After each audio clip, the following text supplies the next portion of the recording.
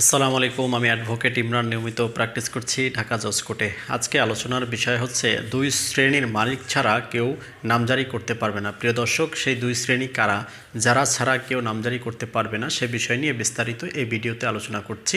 ভিডিওটি যদি ভালো লেগে থাকে এবং নিত্য নতুন ভিডিও পেতে চাইলে অবশ্যই চ্যানেলটি সাবস্ক্রাইব করে সাথে থাকা বেল আইকনটি অন করে দিন।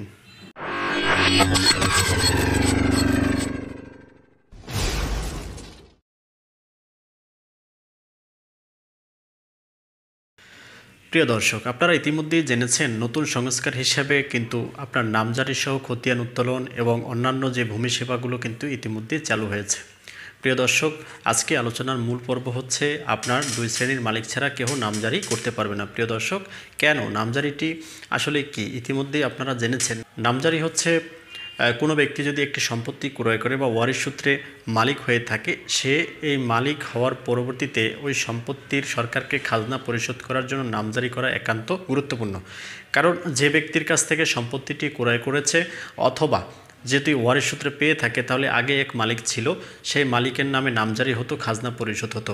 কিন্তু যখন সে নামজারি করবে, এর কারণ হলো যখন সে সম্পত্তিটি ক্রয় করলো এবং সম্পত্তি তার দখলে নিল, সেটা হোক না আপনার ক্রয়ের ক্ষেত্রে অথবা সে আপনার ওয়ারিশ সূত্রে যদি আপনি পেয়ে থাকে, তাহলে তার যদি নামে নামজারি করে নিতে হবে। কারণ হলো তার নামে যখন আপনি সে খাজনা পরিশোধ করবে, অবশ্যই কিন্তু তার নামজারি করাটা একান্ত গুরুত্বপূর্ণ।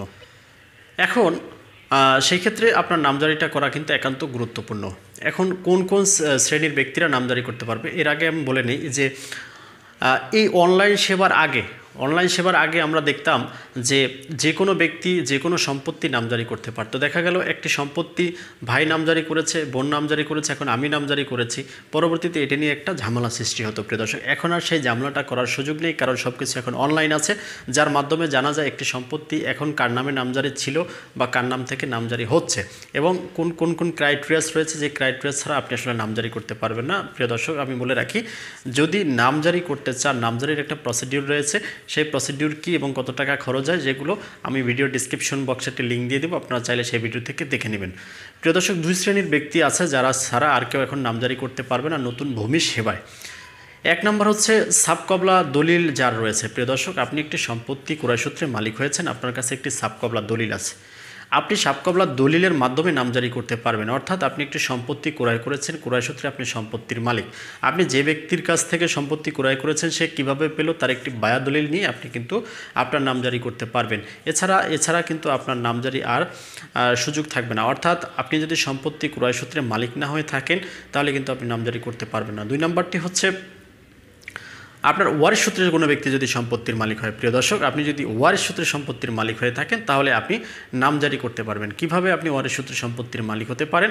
ধরেন আপনার বাবার একটি সম্পত্তি, সেই সম্পত্তি আপনারা ভাই বোন মিলে পেয়েছেন। এখন এই সম্পত্তি আপনারা বাটোয়ারা দলিল তৈরি করেছেন আপোষ মীমাংসার মাধ্যমে।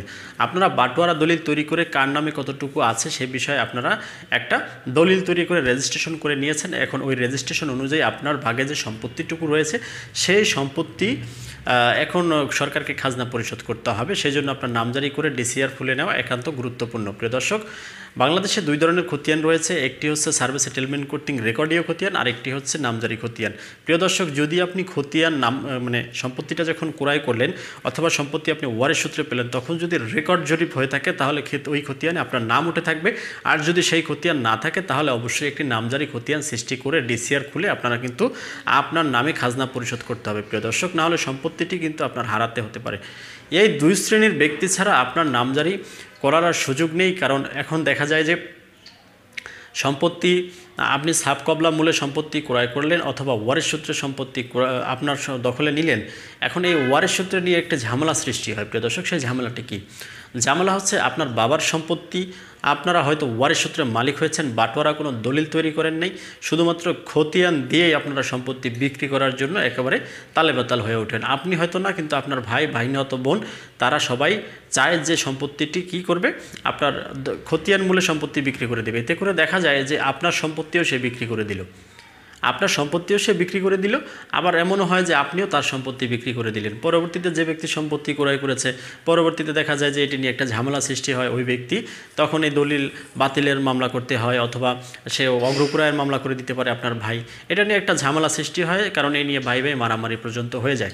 বর্তমানে নতুন ভূমি আইন এবং ডিজিটাল সেবা যেভাবে পরিসর হচ্ছে, তাতে করে এই আপনার নামজারি সহ আপনার যে দলিলের যে রেজিস্ট্রেশন, এগুলো কিন্তু অনলাইন হওয়ার কারণে এই সমস্যাটা থেকে আপনারা সবাই পরিত্রাণ পেতে যাচ্ছেন। প্রিয় দর্শক, এই দুই শ্রেণী ব্যক্তি ছাড়া আর কেউ নামজারি করতে পারবে না, তবে যদি করে সেই ক্ষেত্রে কিছু ক্রাইটেরিয়া ফলো করতে হবে। সেজন্য আমাদের ভিডিওগুলো নিয়মিত দেখতে হবে এবং চ্যানেলটি সাবস্ক্রাইব করে রাখতে পারেন, পাশে থাকা বেল আইকনটি অন করে, যেন নিয়মিত আপডেটগুলো আপনারা পান। প্রিয় দর্শক, যে কোনো প্রয়োজনে আমি অ্যাডভোকেট ইমরান রয়েছি সবসময় আপনাদের সাথে। আমার সাথে যোগাযোগ করার জন্য অবশ্যই স্ক্রিনে দেওয়া নাম্বারে যোগাযোগ করতে হবে। ভালো লাগলে লাইক, কমেন্ট, শেয়ার করতে পারেন। পরবর্তী ভিডিও দেখার আমন্ত্রণ রইল। সেই পর্যন্ত সবাই ভালো থাকবেন, সুস্থ থাকবেন। আপনাদের সুস্বাস্থ্য কামনায় আমি অ্যাডভোকেট ইমরান। আল্লাহ হাফেজ, আসসালামু আলাইকুম।